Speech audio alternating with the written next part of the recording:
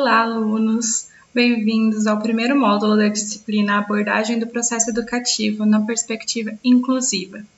Nesse primeiro módulo, nós vamos trabalhar o caminho histórico do reconhecimento da pessoa com deficiência e das políticas públicas que foram criadas para melhor atender essas pessoas. Nesse primeiro módulo, então, nós vamos trabalhar com duas referências bibliográficas. Esses dois artigos que já estão disponíveis no sistema, no módulo Arquivos. Você pode acessar lá, eles têm o PDF, você acompanhe com a gente, leia os artigos e vem discutir comigo. Nesse primeiro momento, eu gostaria de problematizar com vocês algumas questões sobre a normalidade. A nossa maneira de enxergar a normalidade nos afeta enquanto sujeitos e enquanto sociedade. Por isso eu trouxe essas provocações. Então, o que é normalidade para você? Pense. Com base em quais experiências suas você construiu esse conceito de normalidade? Por que você acredita nisso? E como você tem definido no seu cotidiano o que é normal e o que é anormal? Essas questões vieram para nos dizer, olha, a nossa visão do mundo é só nossa. E é isso que eu quero trazer, é essa reflexão que eu quero fazer com vocês ao longo desse módulo. Então, essas problematizações foram trazidas para que você resgate a sua concepção de normalidade e anormalidade, para que a gente compreenda o nosso olhar sobre o sujeito e como nós, enquanto sociedade, enquanto pessoas, enquanto professores, podemos rotular os sujeitos ou não com base nas nossas próprias concepções e como isso afeta a vida dos sujeitos, dos indivíduos. Então, pense comigo o que isso traz para uma história de vida. Se uma criança acredita que ela é super diferente, numa primeira infância é muito comum para a criança acreditar que ela é poderosa, que ela tem superpoderes, se comparar a heróis e os heróis dela, né, as referências delas, e isso é super positivo, porque vai trazer um movimento empoderador, de lugar no mundo, de enfrentamento de problemas, de lidar com outros sujeitos. Porém, imagine só, se essa criança, nessa fase da vida, aprender que o ser diferente dela é negativo, é pejorativo, é ruim, isso também vai influenciá-la enquanto projeção para o outro, como ela vai lidar com as situações, como ela vai lidar com as situações sociais, como ela vai lidar com outros sujeitos, porque ela acredita que ela é diferente e isso é ruim. E o nosso papel é pensar nessas questões como educadores e como nós afetamos a vida direta e indireta desses sujeitos. Então vamos tentar conhecer agora o que a normalidade foi e é ao longo da história. Então a normalidade ela já foi definida de várias maneiras. Eu trouxe algumas aqui, algumas perspectivas, só para a gente pensar nessas mudanças epistemológicas da normalidade. Então a normalidade ela já foi medida geometricamente, pelo esquadro, pelo tamanho das partes do corpo. Durante muito tempo acreditou-se que as pessoas inteligentes eram as pessoas que tinham a maior circunferência craniana e as pessoas menos inteligentes tinham menor circunferência craniana. E isso influenciou a percepção de normalidade até hoje, porque se a gente vê alguém que não é nas mesmas medidas e proporções do que a gente, do que a sociedade entende como padrão geométrico, padrão corporal, nós julgamos enquanto sociedade.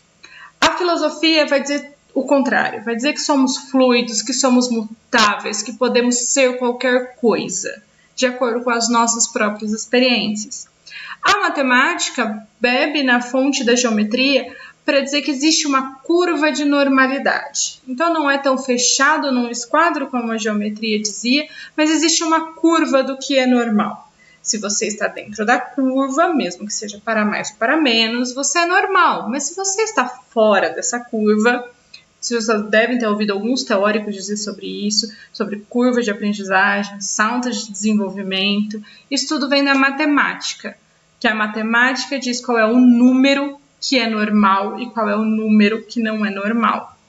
A medicina vai junto com a matemática na questão numérica, na questão equacional da normalidade.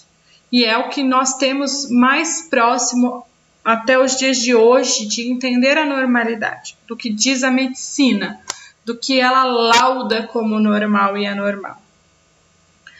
A psicologia, ela diz que depende muito do ponto de vista do sujeito, do que é normal para mim, do que é o meu normal.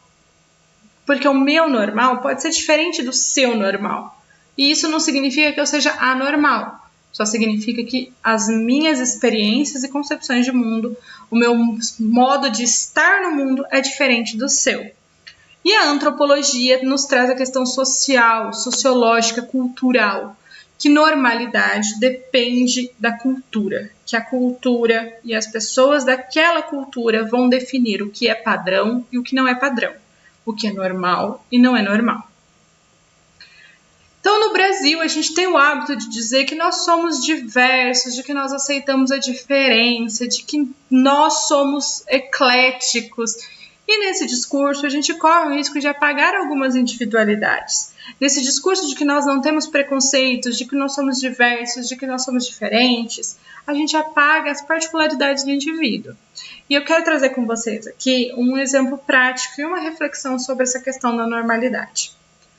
Então, você acaba de receber, vamos supor, né, vamos criar essa hipótese, você acabou de receber uma aluna cega dentro da sua disciplina. O que você vai fazer com ela? Como você vai acompanhar o processo de aprendizagem dela? Como você vai desenvolver mais praticamente, né, um exemplo mais prático, como você vai desenvolver o seu material de leitura da sua disciplina para que ela possa acompanhar os outros alunos? Como? Pensou? Então vamos lá. Você pensou em opções de tipo, transformaria os textos dela em braille, para que ela pudesse ler os impressos e os digitais. Ou então você disponibilizaria um computador com software de leitura de tela, para que ela pudesse ouvir a leitura e participar. Ou as duas alternativas, ou uma outra alternativa, um professor auxiliar para que pudesse ler para ela, um aluno ajudando ela. Como que você ia fazer isso na sua aula? Pois bem, nas suas respostas você levou em consideração esses contextos? De onde ela vem? O que ela está acostumada? Qual é o contexto de vida dela? Ela teve acesso ao braille antes? Qual é a condição socioeconômica dela? Ela já teve acesso a um computador?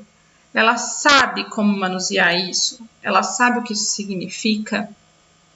Ela tem repertório acadêmico para acompanhar a sua disciplina? Como foi a educação escolarizada dessa aluna, especificamente? Como foi o processo de aprendizagem dela até ela chegar em você?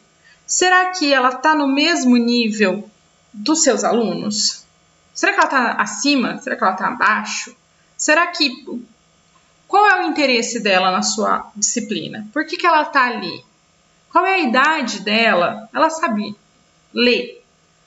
Ela sabe ler em braille? Ela tem idade para entender cognitivamente uma leitura da mesma forma que os outros alunos?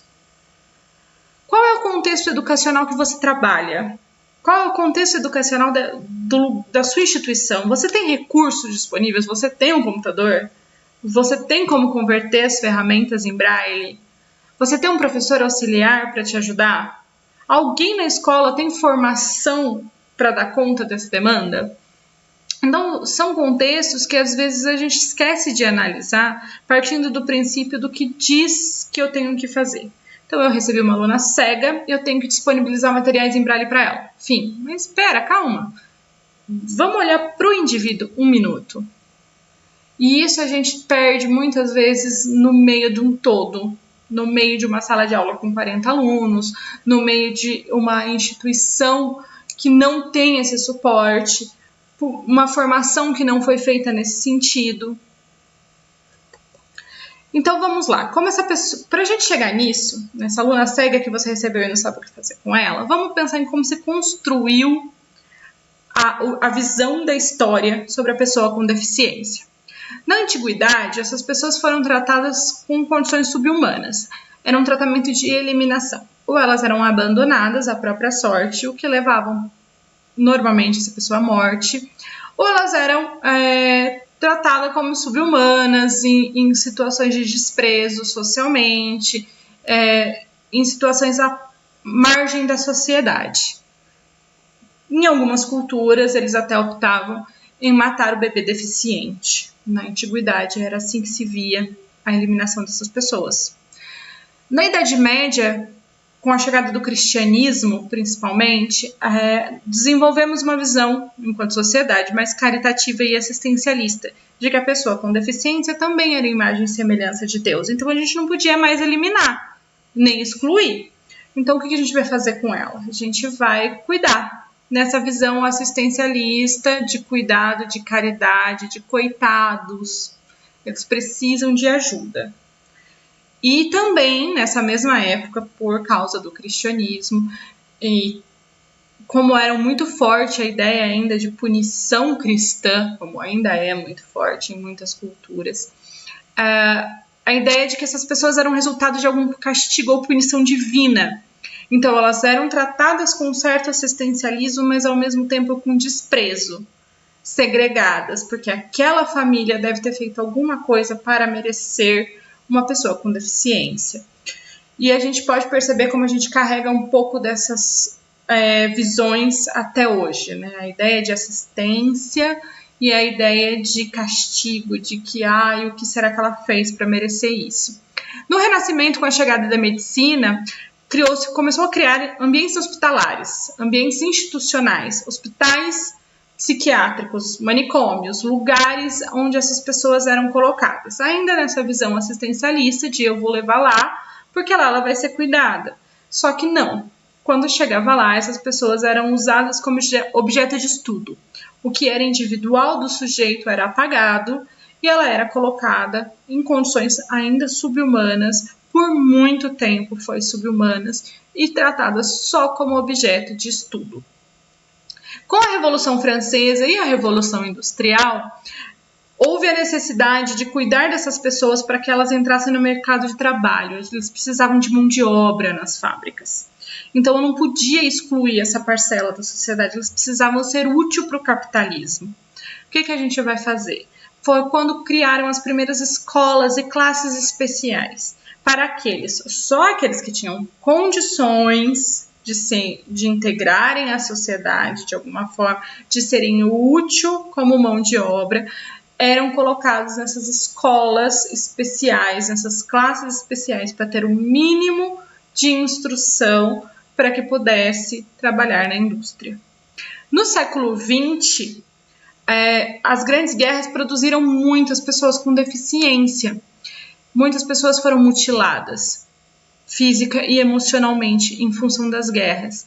E é aí que surgem as primeiras ideias de reabilitar. Vamos reabilitar essas pessoas, porque elas já foram úteis à nossa sociedade, aí falando dos soldados, e elas podem ser úteis de novo. E com esse conceito de reabilitação, as pessoas com deficiência começaram a ganhar um pouco mais de espaço, de ideais de como você pode inserir essas pessoas na sociedade. Nos anos 60, nós temos as primeiras Paralimpíadas em Roma.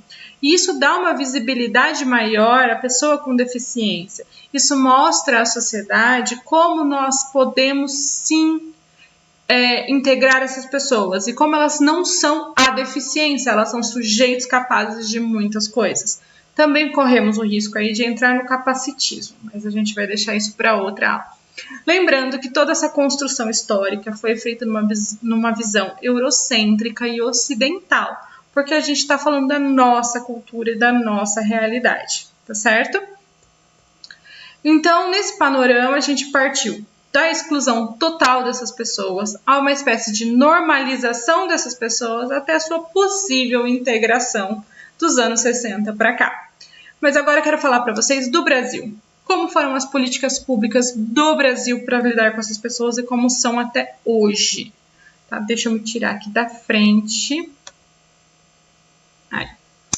Então, Eu vou falar só alguns pontos, tá? Tudo isso tem no material disponibilizado, para a gente não se prolongar muito aqui. Mas vamos pensar que em 1854, ainda no Brasil Império, a gente tem o primeiro Instituto para Meninos Cegos. Lembrando que nesse momento só meninos e da elite eram assistidos na educação escolarizada, normalmente em instituições religiosas. E nesse primeiro momento, meninos cegos poderiam ter um lugar, né? Foi a primeira instituição ainda no Brasil Império. Aí eu vou partir para vocês, 100 anos se passaram disso. Em 54 surge a primeira APAE, em 1954. Então, o primeiro lugar institucional no país para pessoas com deficiências, ainda de forma segregada, mas um primeiro local onde as pessoas poderiam ser atendidas, assistidas e vistas. Durante esses 100 anos, elas simplesmente eram apagadas da sociedade. Na primeira LDB, em 61, né, 10 anos depois da primeira APAE, começa a se falar sobre preferencialmente colocar essas pessoas com deficiência na escola regular, preferencialmente. E esse pensamento do preferencialmente vai perdurar por muito tempo, até que nos anos 90, a situação muda. E com o Estatuto da Criança e do Adolescente e a Declaração Mundial de Educação para Todos, essas pessoas são colocadas como necessidades educacionais especiais. Elas precisam frequentar a escola regular. É aí que surge a obrigatoriedade. Lembra que a primeira LDB é em 61, a gente está falando aí de 30 anos. 30 anos para que alguém diga elas precisam ir para a escola regular. Em 94, a Declaração de Salamanca é um marco da inclusão. E é aí sim que começam a falar das primeiras ferramentas de como incluir essas pessoas no ensino regular, na educação básica. E como isso pode ser feito. Mas dessa percepção de inclusão até a realmente ferramentas serem criadas, a gente vai andar aí mais uns 10, 12 anos, tá? A LDB também vai tratar que essas pessoas precisam ser incluídas sem dar muitas ferramentas para que isso aconteça. E lá, vamos pulando aqui, em 2008, na Política Nacional de Educação Especial, a gente tem a primeira perspectiva inclusiva. É só em 2008 que a gente vai falar sobre como realmente, que ferramentas a gente precisa ter na escola para atender pessoas com deficiência, com necessidades educacionais especiais. Então, a nossa legislação hoje prevê esse atendimento educacional especializado, a AEE. São ferramentas e lugares que podem auxiliar na inclusão dessas pessoas na educação regular. Mas vamos falar então agora de quais serviços a gente está dizendo quando a gente diz atendimento educacional especializado, que precisam ser oferecidos dentro da rede regular de ensino. Vamos lembrar disso. As pessoas têm que ser incluídas dentro da educação regular. Então aqui eu trouxe para vocês quais são os recursos que a gente mais tem dentro da AEE, atendimento educacional especializado. Salas de recursos multifuncionais são as mais comuns dentro das escolas, com materiais pedagógicos, né, equipamentos, professor especialista. São salas dentro da escola que atendem os alunos com necessidades especiais no contraturno. É o mais comum hoje utilizado. Temos também as instituições especializadas, que derivam muito das APAEs, mas que devem agora, nesse momento que a gente está falando de inclusão, serem somadas ao ensino regular. Então, essas crianças, essas pessoas, elas devem ser colocadas nessas instituições em contraturno, como um apoio pedagógico, não como educação exclusiva, como sempre foi até que se tenha a obrigatoriedade de acolher essas pessoas na educação regular. Temos o ensino itinerante, que é muito comum em algumas prefeituras, que é um profissional que atende às escolas e orienta gestão e professores de como trabalhar com necessidades educativas especiais. Algumas prefeituras contratam psicólogos, psicoterapeutas, psicopedagogos para que eles atendam várias escolas. Então, uma vez por semana, essas pessoas vão até essas escolas, ou até mais, para orientar professores e gestão de como lidar com aquela necessidade especial. Ela não faz parte do cotidiano, ela é uma assessoria. Temos também a consultoria colaborativa, que é um trabalho de um especialista que vai ser junto com o professor da rede regular, né, o professor comum. Essa consultoria colaborativa, ela acontece também com sujeitos que não estão todos os dias no cotidiano. Ele vai lá fazer avaliações dos processos educativos, auxiliar no processo de ensino-aprendizagem, orientar o professor da sala, assim como o ensino itinerante, mas ele não faz parte desse cotidiano. Já no ensino colaborativo, sim, você tem um professor auxiliar e você tem um professor regular. Eles trabalham em conjunto no gerenciamento da classe, no gerenciamento do aprendizado, dividindo as responsabilidades daquele aluno. E temos também os núcleos de acessibilidade, que foi criado em 2007 nas universidades federais, para que as pessoas com deficiência nessa modalidade de ensino, né, no ensino superior, possam ter algum tipo de assistência. Desse modo, é possível representar a educação especial enquanto uma modalidade de ensino transversal. Perceba que a gente está falando de modalidades de ensino, a gente está falando de recursos, a gente não está falando em substituir a educação regular. No planejamento ideal, a gente precisa falar sobre a formação inicial do professor que está ali todos os dias com aquele aluno na educação regular. Só que nessa formação a gente vai falar sobre isso nos próximos módulos. Então, é isso, que possamos sempre significar as nossas práticas e concepções a partir das nossas experiências e da convivência com o diferente, reconhecendo as identidades e as particularidades e as potencialidades de cada sujeito. Por hoje é só, muito obrigada por me acompanhar até aqui e bons estudos!